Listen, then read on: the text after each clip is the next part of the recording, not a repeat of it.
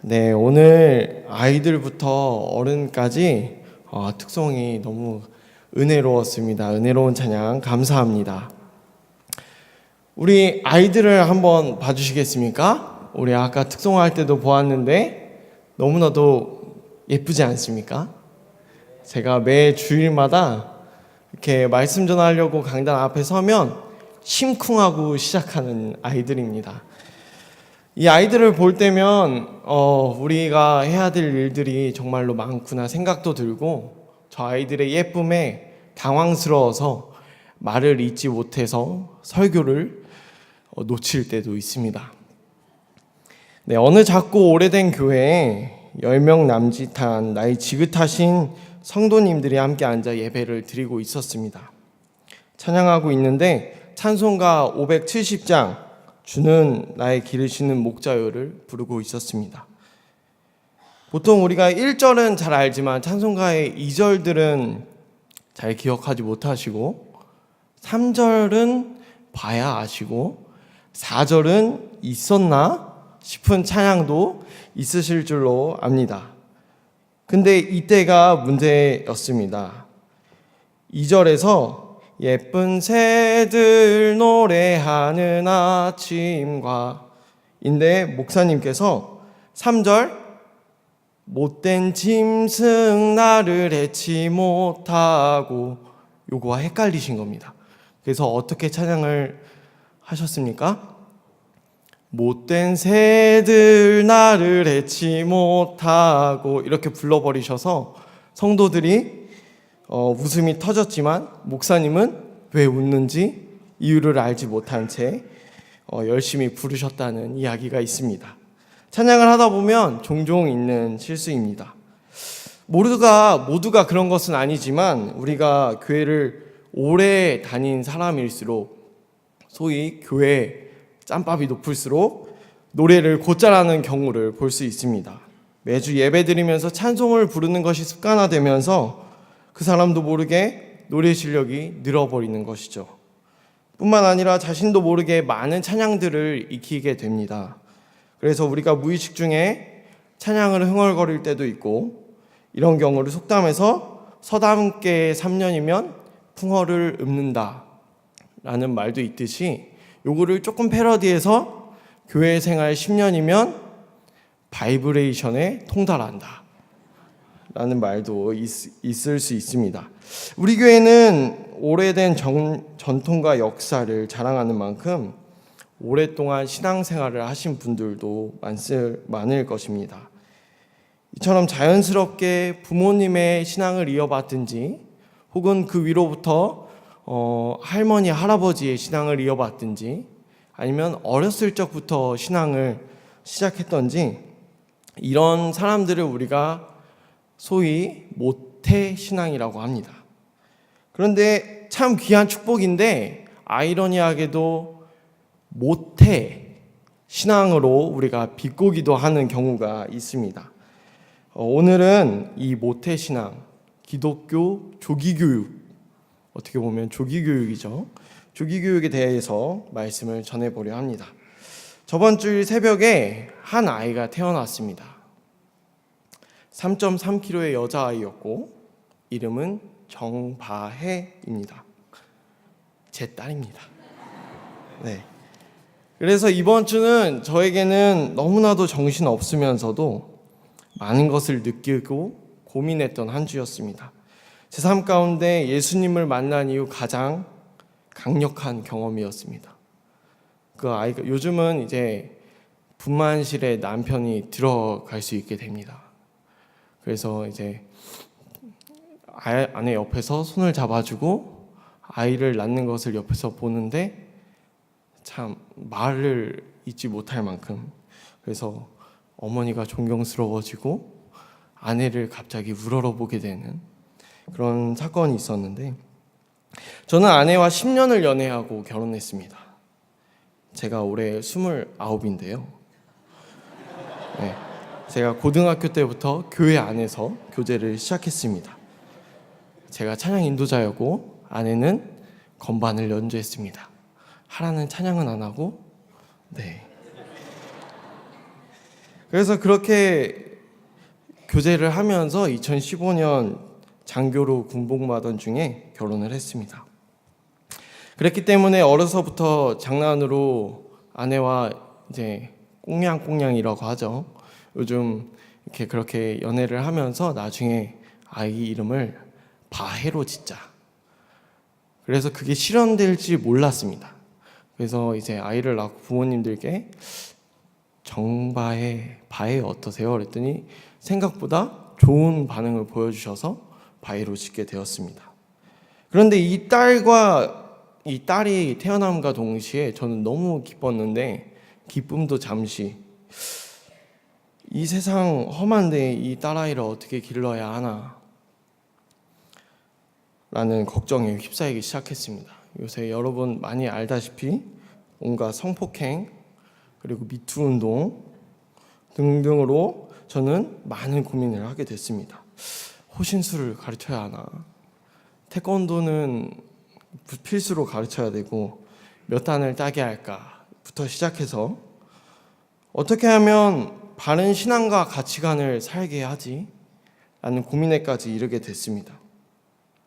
결론적으로는 이 아이가 하나님만 붙들고 산다면 이 어떤 세상이든 잘 헤쳐나갈 수 있겠다라는 결론을 세웠습니다. 아마 이 부분은 여기 계신 많은 부모님들도 하셨던 고민이라 생각이 됩니다. 죄송하게도 제 이런 개인적인 이야기를 꺼낸 이유는 오늘 본문의 내용에 관련이 있기 때문입니다. 바로 올바른 신앙 안에서 하나님을 그리고 이웃을 섬기는 자로 자라게 하려면 기독교 교육을 과연 어떻게 해야 하는 것일까? 라는 고민을 하게 됐습니다. 지난 2월 제가 이제 신일교회 유년부 전도사로 부임을 하게 됐는데요. 얼마 지나지 않아서 겨울 성경학교를 하게 되었습니다. 저에게는 참 좋은 시기였습니다. 겨울 성경학교로 인해서 우리 아이들의 이름은 바로 입력이 되었고요. 선생님들과 많은 친밀감을 형성하게 되었는데 맞죠? 네, 혹시나 저만 그럴까봐. 네, 겨울 성경학교의 주제는 섬김이었습니다. 마태복음 5장 13절로 15절에 너희는 세상의 소금과 빛이다 라는 말씀을 전하면서 이 아이들이 세상의 소금과 빛이 될 것이다 라는 확신으로 아이들에게 그 섬김의 말씀을 전했습니다. 이 아이들을 다시 한번 봐주십시오. 참 복받은 아이들이지 않습니까? 저렇게 어렸을 때부터 우리 교회에 출석하면서 하나님의 말씀을 보고 앞에 나가서 찬양도 하고 이런 시간들이 저 아이들에게는 좋은 신앙 교육일 것입니다. 하나님을 알아가고 말씀을 배우면서 무럭무럭 성장하고 있습니다. 그래서 오늘 홍보 영상, 시작 전 영상이 쑥쑥 자라요입니다. 교육열이 높은 우리 대한민국에서는 조기교육이라는 것이 이제는 하지 않으면 뒤처지는 경쟁의 구도가 되었습니다. 이와 비슷하게 히브리인들도 조기교육에 힘썼습니다. 우리 민족은 히브리 민족과 참 닮은 점이 많은데요. 히브리인들도 어렸을 적부터 하나님을 아는 것, 즉 신앙교육에 굉장히 힘을 썼습니다. 여러분도 아시다시피 유명한 탈무드 그리고 성경에 꿀을 발라서 어렸을 적부터 말씀은 달다 라는 인식을 심어주게 하는 이런 창의적인 교육법은 여러분도 잘 알고 계실 것입니다. 그들은 어려서부터 하나님을 예배하는 삶으로 자랄 수 있도록 교육합니다. 질문 하나 드려보겠습니다. 그렇다면 우리는 왜 어려서부터 말씀을 가까이 할 수 있도록 신앙교육을 해야 합니까? 나중에 하면 안 됩니까? 보통 이제 고등학교나 입시 때가 되면 이런 가치들이 많이 생기게 됩니다. 대학 가서 교회 다녀. 지금은 공부하고 대학 가서 여자친구 사겨. 뭐 이런 등등. 하지만 대학 가면 어떻게 됩니까? 연애는커녕 취업 준비에 스펙 준비. 요즘 스펙이 단군 일의 최고의 스펙이라고 합니다. 그것 때문에 연애도 포기하고 결혼도 포기하고 출산도 포기하는데 교회를 다니라고 하면 이미 말은 다 했다는 어불성설입니다. 성도님들께 이렇게 인사해 보겠습니다. 지금도 늦지 않았습니다. 지금도 늦지 않았습니다. 오늘 본문에서는 누가 크냐는 주제로 제자들이 서로 싸우고 있는 모습을 볼 수 있습니다. 어찌 보면 이 제자들은 현재 우리 한국교회의 일부 모습일 수도 있겠습니다. 교회가 세상에 물들어서 세상 가치를 가지고 크고 작음을 논하고 이웃을 섬기지 않으면 나중에 주님 배울 날에 우리가 주님을 어떻게 배울 수 있을지 걱정도 되는 시기입니다. 주님께서 분명하게 우리에게 말씀하셨죠. 하나님을 사랑하고 이웃을 사랑하라. 그렇기 때문에 우리는 주님 앞에서 할 말이 없을 것 같습니다. 너무나도 명확하게 우리에게 말씀을 해주셨기 때문이죠. 당시의 제자들은 예수님이 십자가에 달려 죽으실 것이라는 것을 깨닫지 못했습니다. 심지어 예수님께서 계속해서 비유로 말씀하셨는데도 불구하고 예수님의 말씀이 십자가를 의미하는지 아무도 알지 못했습니다. 후에 예수님께서 죽으시고 부활하시고 승천하실 때에야 깨달았다고 성경은 말씀합니다. 제자들은 예수님께서 로마의 식민지였던 이스라엘을 구원하시고 이스라엘의 왕으로 오르시는 모습을 기대했던 것 같습니다. 그래서 이들은 후에 예수님께서 왕이 되시면 누가 예수님의 오른팔이 될 것인가, 왼팔이 될 것인가, 그 권력에 대한 야망을 가지고 있었던 것입니다. 이 이야기는 이 본문의 성경에 계속해서 나타납니다.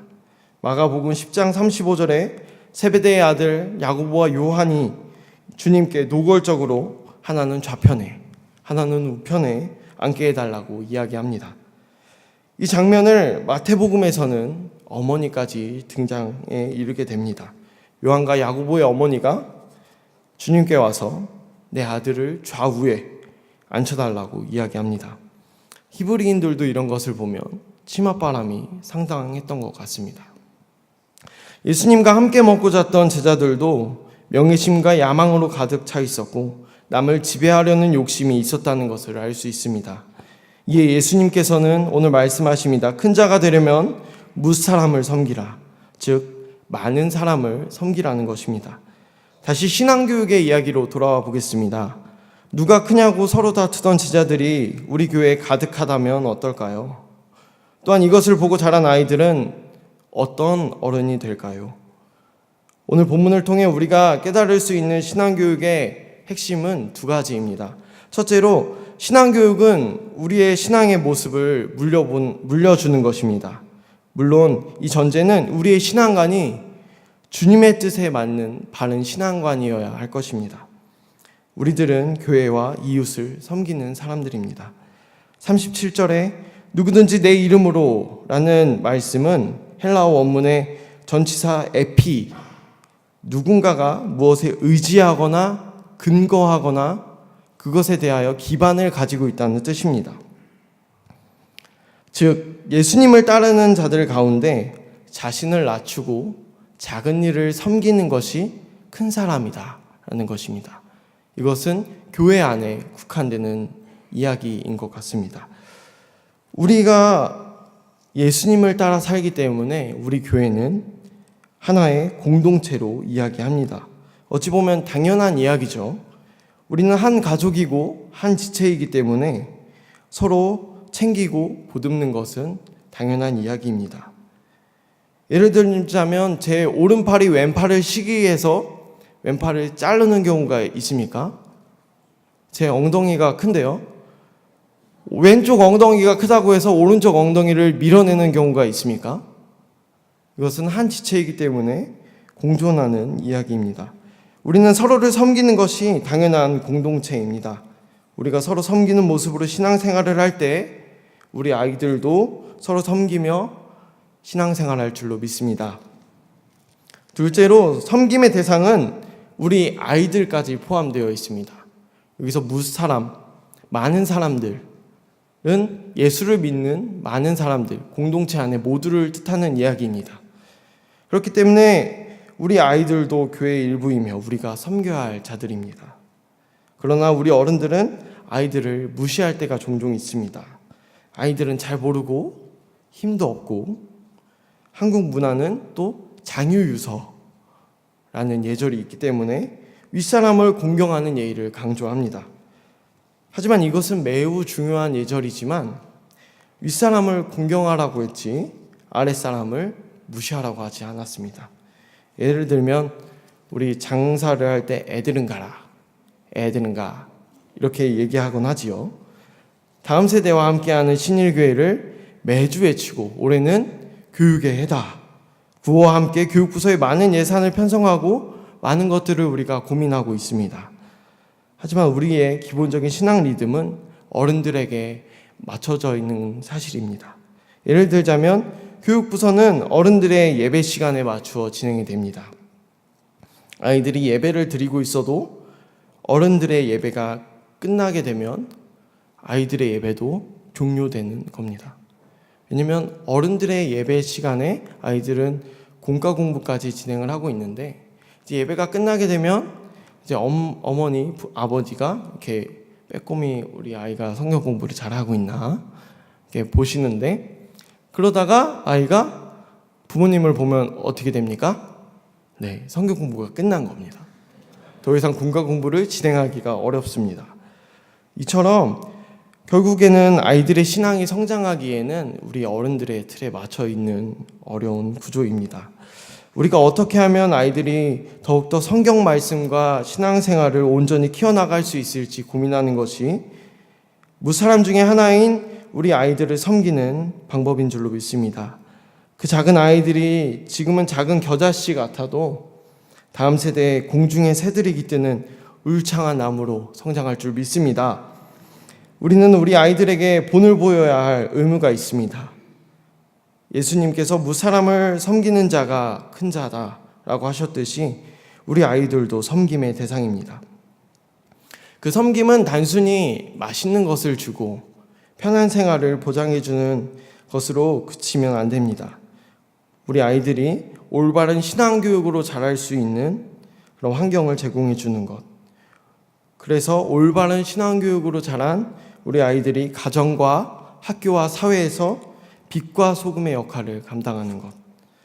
그 아이들이 빛과 소금의 역할을 감당할 때 우리는 비로소 주님 앞에서 충성된 종아, 내가 참 잘하였다, 칭찬을 받을 줄로 믿습니다. 우리에게 주어진 아이들은 주님께서 주신 달란트와 같습니다. 우리는 그 아이들을 바로 교육하여서 우리 주님께 영광을 돌리는 충성된 종이 되어야 할 것입니다.